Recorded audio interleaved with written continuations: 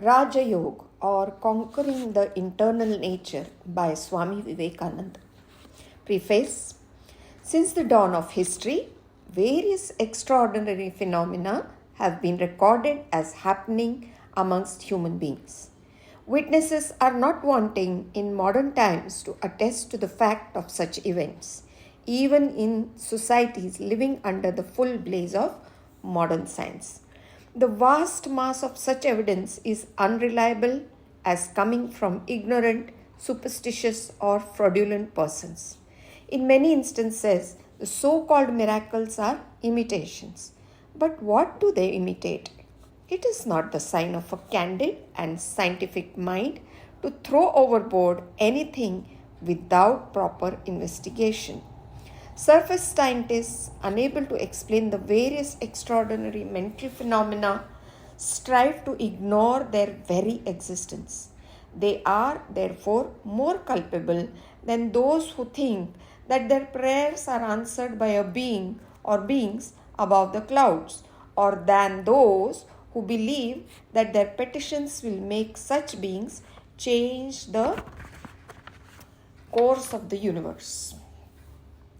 The latter have the excuse of ignorance, or at least of a defective system of education, which has taught them dependence upon such beings, or dependence which has become a part of their degenerate nature. The former have no such excuse. For thousands of years, such phenomena have been studied, investigated, and generalized. The whole ground of the religious faculties of man has been analyzed, and the practical result is the science of Rajayoga. Rajayoga does not, after the unpardonable manner of some modern scientists, deny the existence of facts which are difficult to explain. On the other hand, it gently, yet in no uncertain terms, tells the superstitious that miracles and answers to prayers and powers of faith, though true as facts, are not rendered comprehensible through the superstitious explanation of attributing them to the agency of a being or beings above the clouds. It declares that each man is only a conduit for the infinite ocean of knowledge and power that lies behind mankind. It teaches that desires and wants are in man, that the power of supply is also in man, and that wherever and whenever a desire, a want, a prayer has been fulfilled, it was out of this infinite magazine that the supply came, and not from any supernatural being.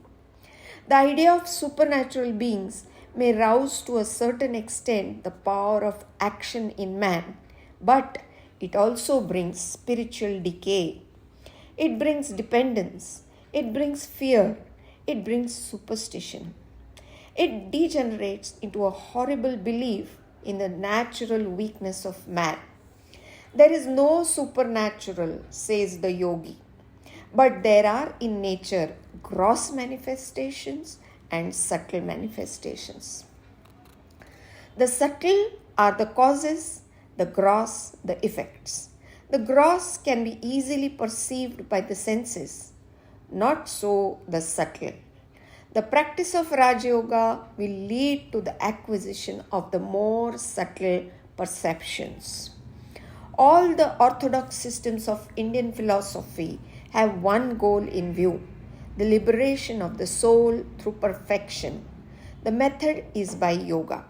The word yoga covers an immense ground, but both the Sankhya and the Vedanta schools point to yoga in some form or other.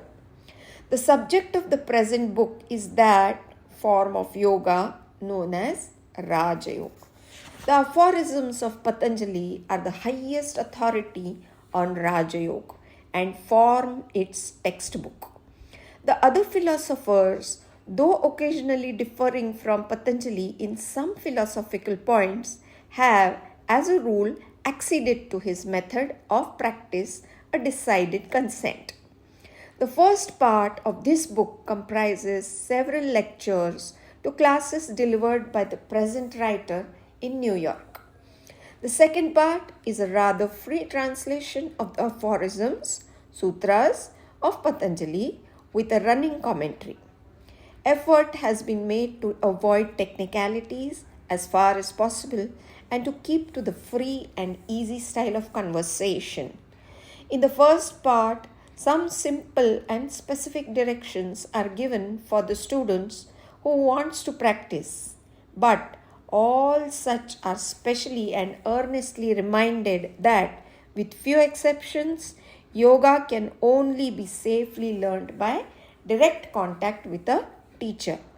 If these conversations succeed in awakening a desire for further information on the subject, the teacher will not be wanting.